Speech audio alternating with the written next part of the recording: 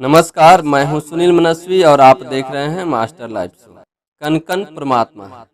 कण को हमने नहीं बनाया, कण को परमात्मा ने बनाया और परमात्मा जिसको भी बनाया उसमें स्वयं को शामिल किया है।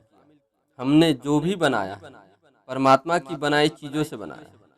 हमारा सृजन मौलिक नहीं है, क्योंकि हमने यहीं से पाया, उन चीज़ों को प्रकृति से लिया। हम आपस में लड़ रहे हैं क्योंकि हमें परमात्मा की अनुभूति नहीं है। जैसे आपस में लड़ने वाले दो पुत्रों को अपने माता पिता की अनुभूति होती तो वे आपस में कभी लड़ते नहीं।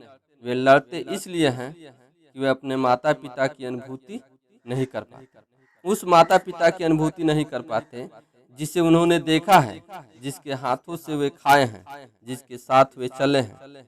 इस स्थिति में उस परमात्मा की अनुभूति पाना थोड़ा कठिन हो जाता है। जिसे हम देख नहीं पा रहे हैं उसकी अनुभूति पाना थोड़ा कठिन हो जाता है। यहाँ तो हम जिसे देख रहे हैं उसी की अनुभूति नहीं कर पा रहे हैं, जो हमारे सामने है उसी को हम महसूस नहीं कर पा रहे हैं। एक भाई जब अपने भाई से लड़ता है तो क्यों लड़ता है?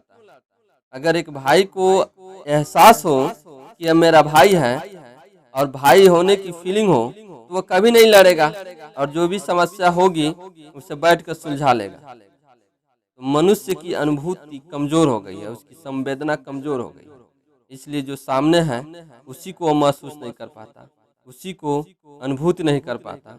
तो ऐसे में भला वह परमात्मा की अनुभूति कैसे कर पाएगा? परमात्मा भले ही न दिखाई दे, उसके बनाए हर कण को हम देख रहे हैं, सृष्टि को देख रहे हैं।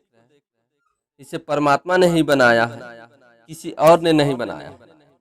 आपको लगता है कि किसी और ने बनाया है तो पूछ लीजिए अपने चारों ओर उनसे जो लोग आपके आसपास मौजूद हैं, जैसे भी पता कर लीजिए। जब सबका जवाब ना मिले तो खुद से पूछिए, कहिए कि अपने आप बना है। जब आपको कोई जवाब नहीं मिलेगा तो शायद आप ये कह सकते हैं ये सब कुछ अपने आप बना है। अपने आप तो आपका खाना नहीं बनता, आपके कपड़े नहीं बनते, आपका घर नहीं बनता, सब कुछ अपने आप नहीं बना है। कोई है जिसने इसे बनाया है, किंतु बनाने वाला दिखाई नहीं देता। धरती दिखाई देती है, सूरज दिखाई देता है, चांद दिखाई देता है, आग दिखाई देती है, इन्हें बनाने वाला दिखाई नहीं देता।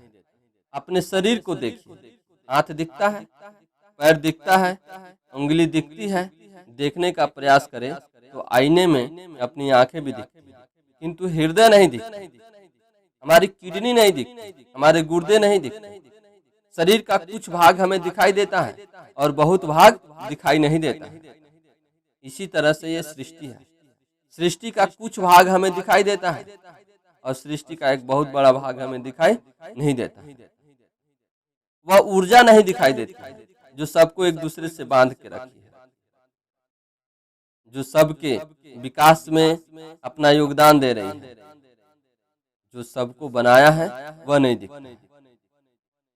और हमारे शरीर में जो शक्ति है, जो शक्ति हमारे शरीर को चला रही है, वह बिल्कुल दिखाई नहीं देती।